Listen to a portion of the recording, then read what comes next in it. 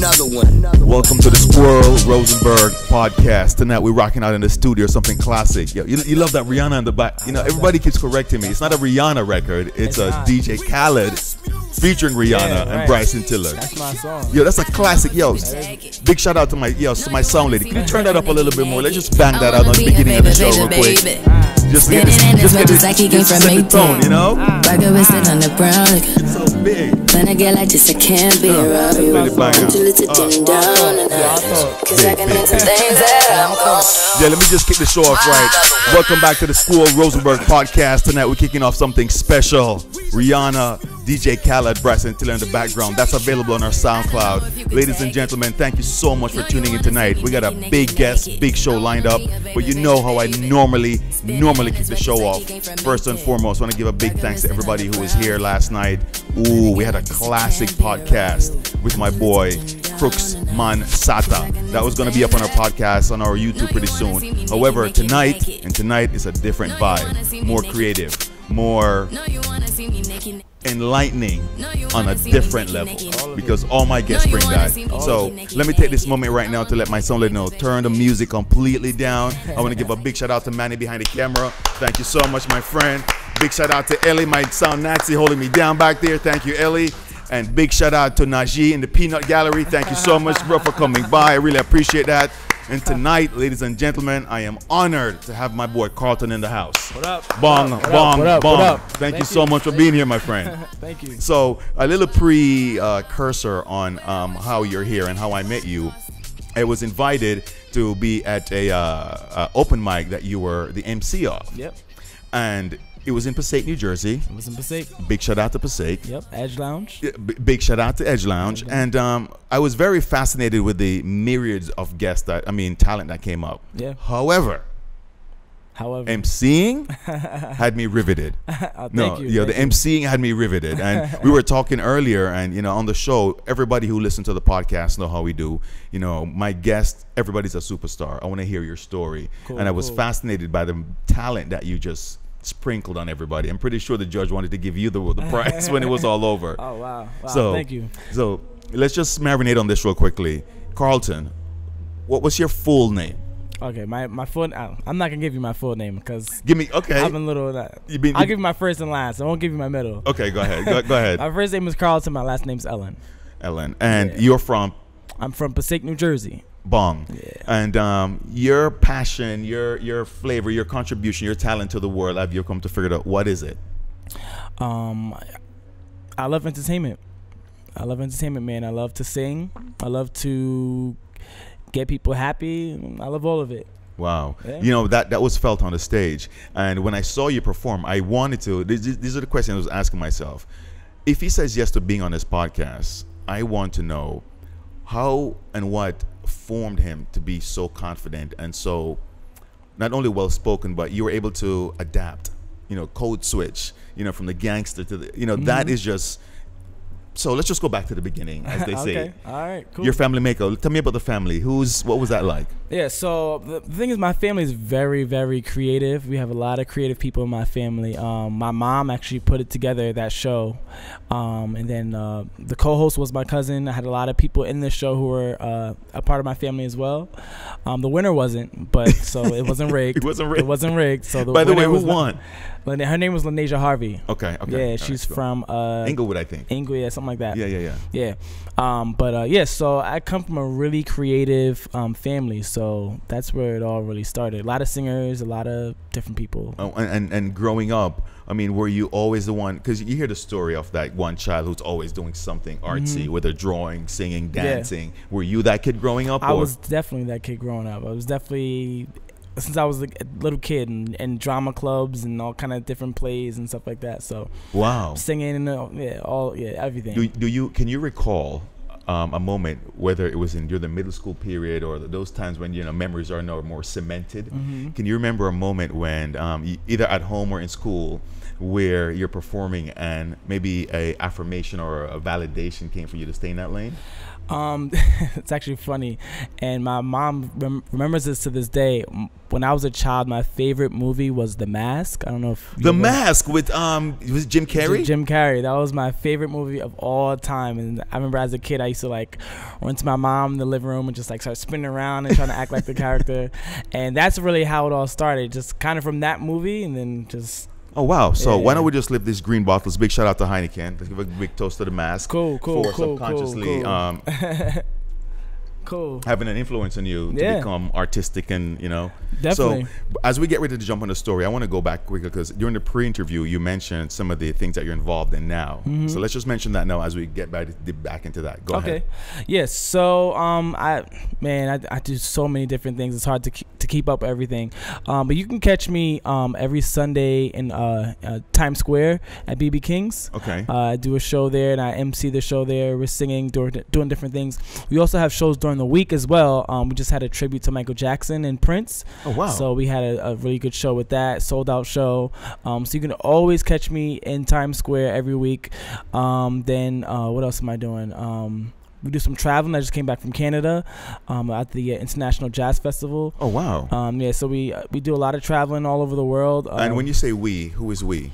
I sing in different groups, but one in particular, the Harlem Gospel Choir. Oh, wow. Yeah, I sing with that group, and we do some singing all over the world. We've been to Italy, we've been to Portugal, we've been to Ireland, Honduras, Canada, Japan. Sound like you're well traveled, huh? Yeah, everywhere, man. So it's a lot. It's a lot. No, that's big. That's big, especially at such a young age, to be as confident and as well exposed as you are. I don't know if I'm young. I feel like I'm a little old.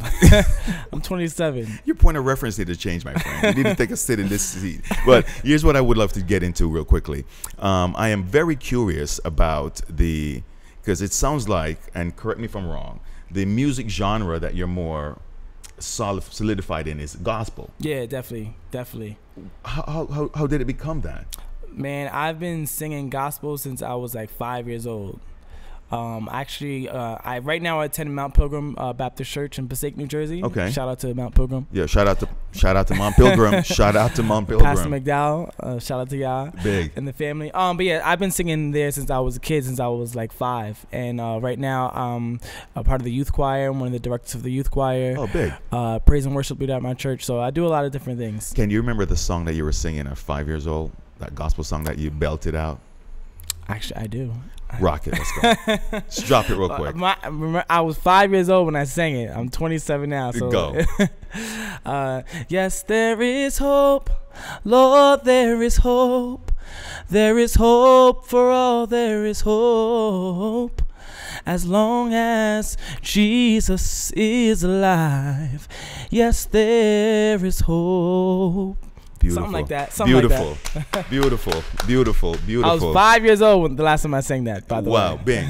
Thank you for going back with us and sharing that. Wow. So I'm pretty sure you caught the eyes of a couple people. And as you started navigating and getting older, what was middle school like? Were you singing? Were you performing in middle school? Or I was still singing, and then that's when I kind of picked up the acting in middle school. So I remember, like I said, I was in a whole bunch of like different drama clubs, and I remember like my family coming to see me in different plays. We had like a new play every like 2 weeks, and then yeah. So the middle school, high school period of your life, as you look back from a bird's eye view position now, sounds like you were having a blast. The man on campus. Definitely. So I was doing that. I remember I went to the New York Film Academy. I got a certification from over there. So I remember going back and forth from New York to school to high school. Just a whole bunch of stuff. No, but you see, what I'm interested actually, as I hear you talk about all the things that because there's a lot of kids from the Passaic area, from the Patterson area, who really don't understand that New York City is a stone's throw away. And you can literally do what you're doing right now.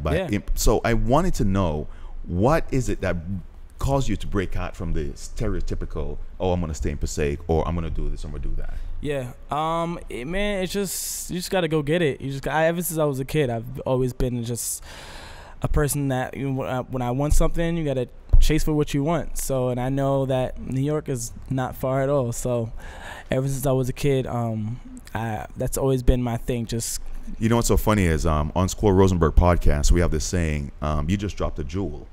And a jewel is when you say something profound, and you just dropped a jewel on the show without you even knowing it, when you said, if you want something, you have to chase after it. Yeah. You know, so once we catch that, I love to highlight those things. So my listeners and people watching this can go, wow, that is profound. Yeah. You know, so and then ask yourself this: what do you want? Right. You know, so as we move on and get ready to power out with this, I want to take a quick break. We're going to come back with Carlton. We're going to jump into the segment where he's now gone through college, blasting off what he's doing and some of the Broadway stuff that he's going to bless us with here and share with us a little more. Squirrel Rosenberg Podcast. Stay tuned, ladies and gentlemen. We'll be back right after this break. One.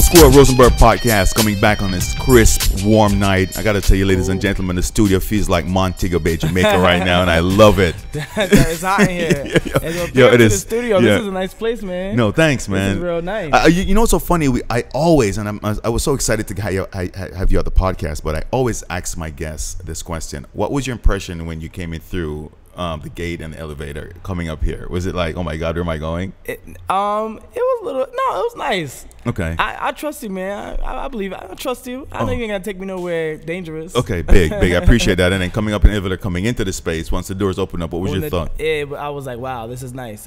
And I noticed Heineken everywhere. That's the first thing I noticed. Big shout out to that. Can we give a big shout out to Heineken again? Thank you for toasting, my friend. Yeah, man. Yeah, man. Definitely.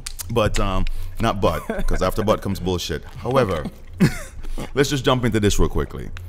And Poland Spring. Of course.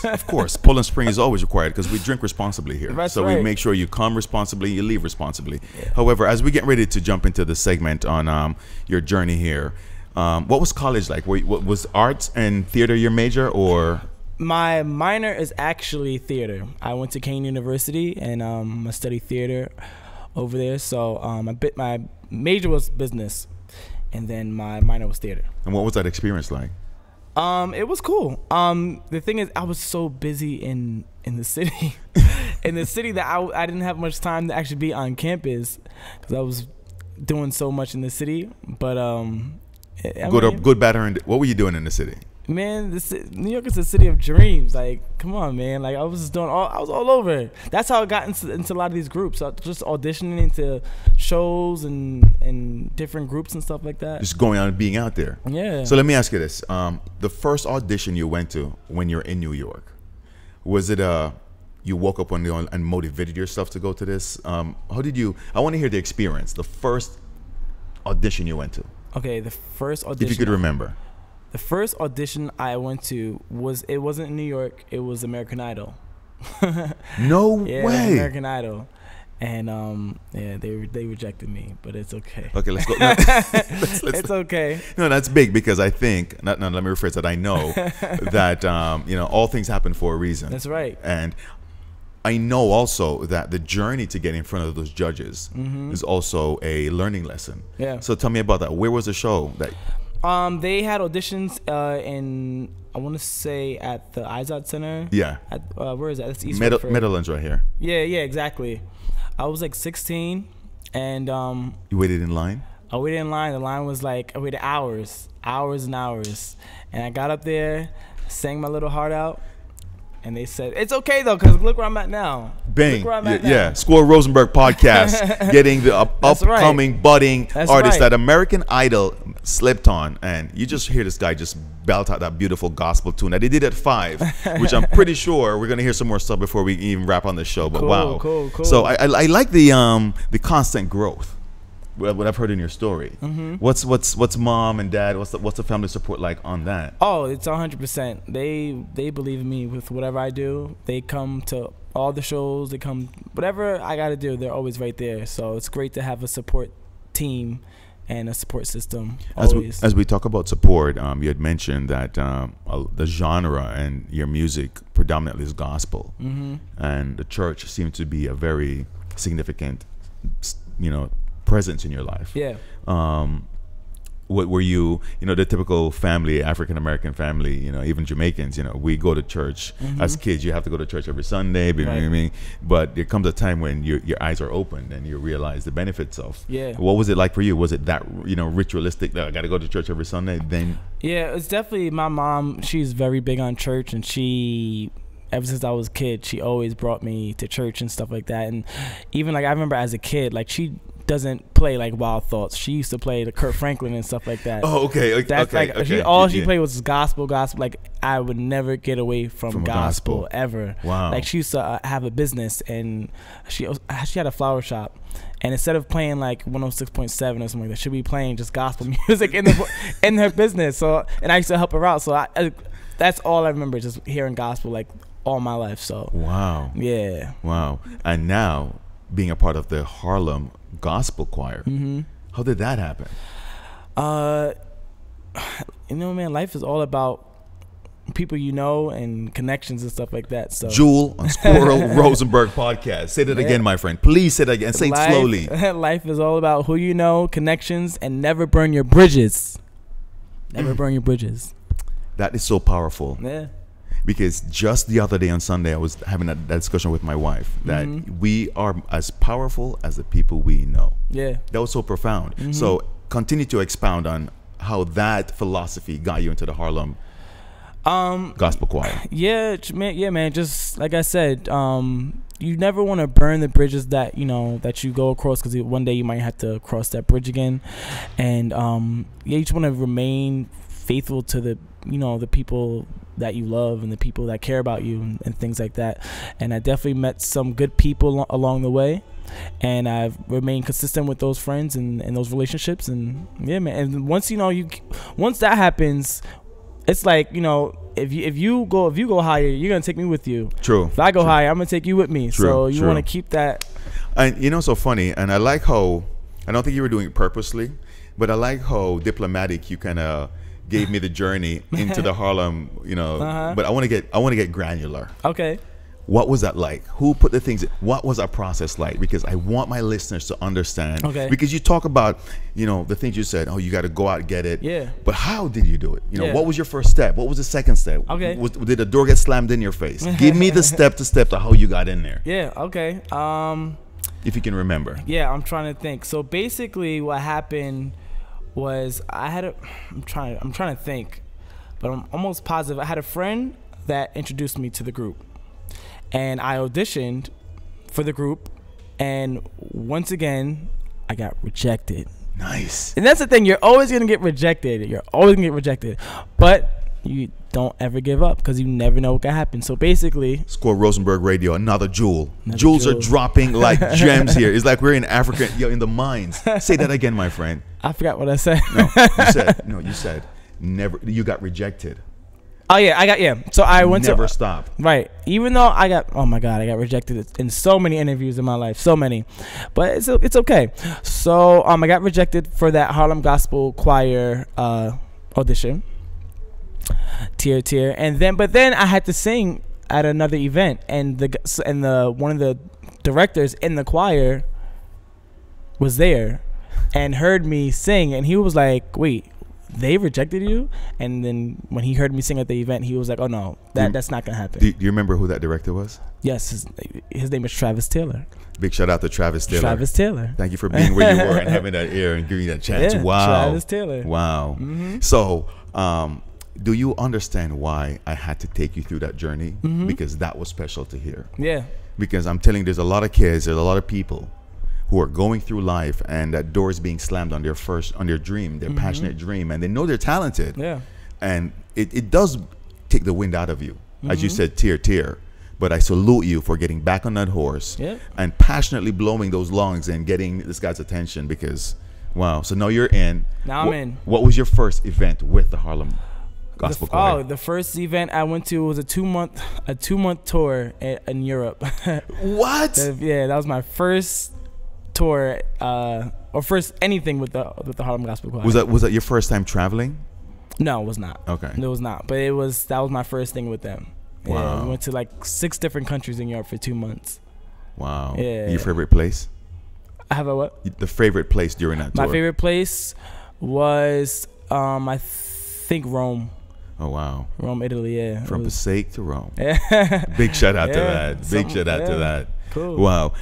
We touched a little bit in the pre-interview about the off-Broadway stuff that you've done, right? So I want to jump into that when we come back from this break. Cool. And I also want you to be ready to answer the final question that I always ask all my guests. All right. So I'm not going to tell you what it is now, but Squirrel Rosenberg Podcast. We're going to take a quick break with my boy Carlton, coming back with some classic history and background on where my boy's going. Look up for this talent. One.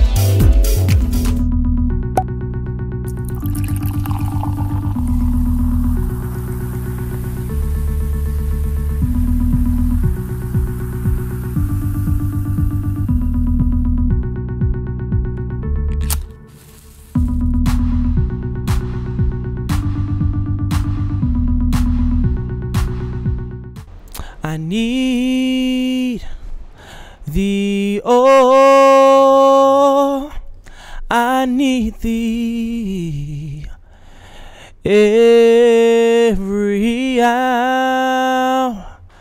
I need thee, oh, bless me now, my Savior, I come to thee. Squirrel Rosenberg Podcast, giving you every segment, we're covering all gamuts here of life. That was a beautiful rendition, my friend. Thank you. No, and what's so funny is, it's so interesting because we want to discuss and share and really get the positive energy that's going on around us. And, we tend to steer away. No, not that I tend to.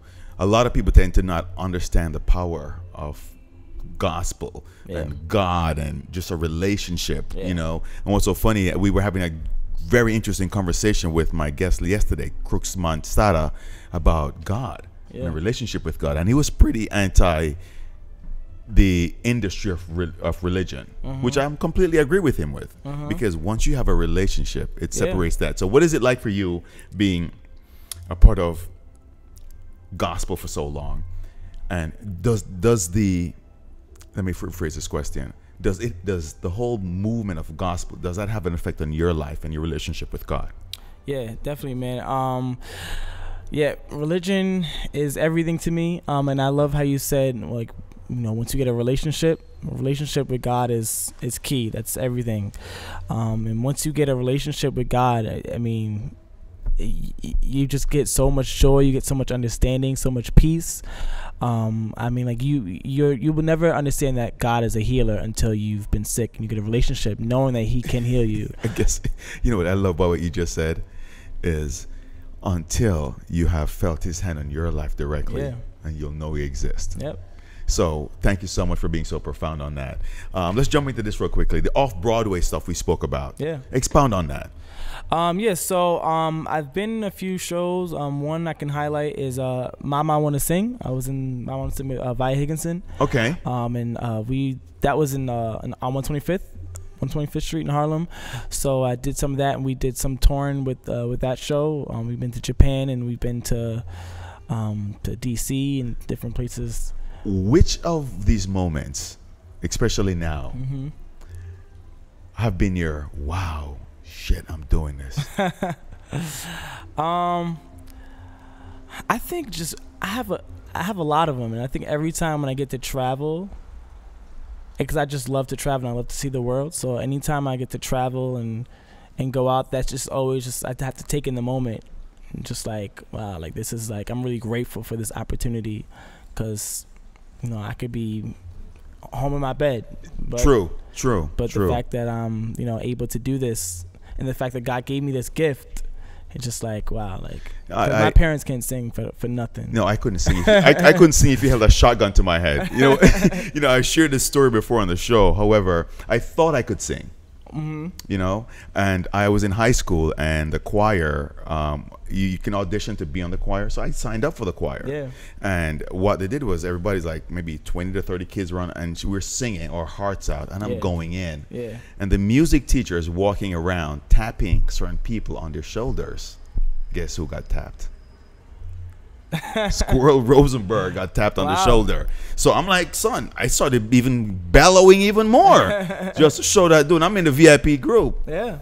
When she was done, she said, everybody I touch on your shoulder, get off the stage. Oh. Yeah, so I found out that singing wasn't my forte. Okay. Maybe talking and having a conversation is my forte. So, but for my experience, I knew my lane. You know what I mean? Yeah. But it seems like you've definitely found your lane. Let me ask you this as we get to dabbling. Manny and I were talking a little bit in that quick break. When you see, especially where you are right now, it's 27. Yeah. The world is ahead of you. What do you see right now in today's climate that you're either more concerned about, number one, and secondly, more excited about? I'm what are you more concerned about right now? Right now, I'm concerned about our president.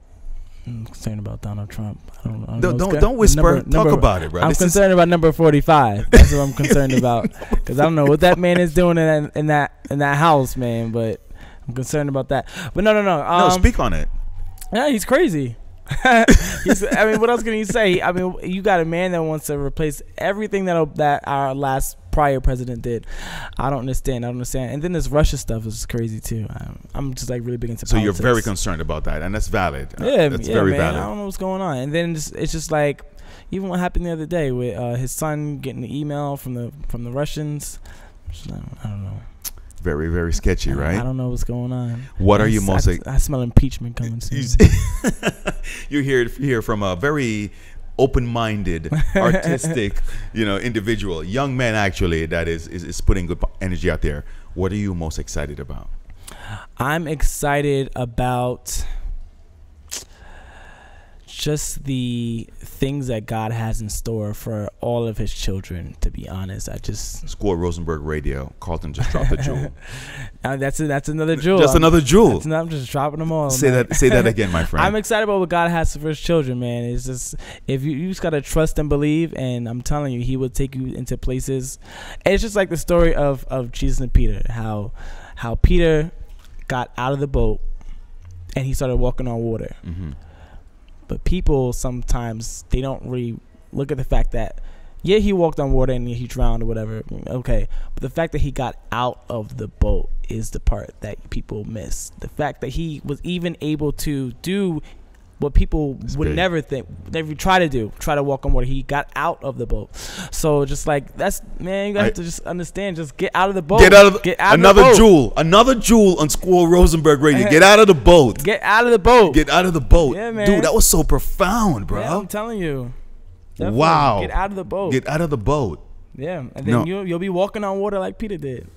Big Squirrel Rosenberg Podcast. Carlton, thank you so much for coming by, bro. Thank you, man. Yo, what's so funny? I can't end on a higher note than that, bro. Thank you for such a powerful podcast. I'm glad to be Thank you here. for sharing. What's so funny is I want to have you back. Cool. You know, because I want to be able to. There's a couple of guests that's been on the show that have made such an impression on me and my crew. We want to kind of follow them. You know, we want to be involved in their lives. So if you're performing anywhere, if you're emceeing anywhere, give us a holler. We want to come out. Do me a favor before we close. Share with my guests where they could find you on the social media platforms. Yeah, you can find me on Facebook. Just type in my name, Carlton, Rich Boy Ellen. You can find me on Instagram, richboy_C1028. Yeah. Big. And as we close, ladies and gentlemen, I'm going to ask you, Carlton, could you please sing us out here on Squirrel Rosenberg Podcast? Me? Could you please sing us out? Sure. Cool. Right now? Anything. All right. Okay. Let's see. I was born by the river. Bong! In a little tent. And just like the river, said I've been running ever since. It's been a long time coming, but I know a change gon' come. Squirrel Rosenberg Podcast, Carlton, 1. Bro, there's money to be made. I'm on the road to the riches, you in another lane. I'm all alone at the bar, take the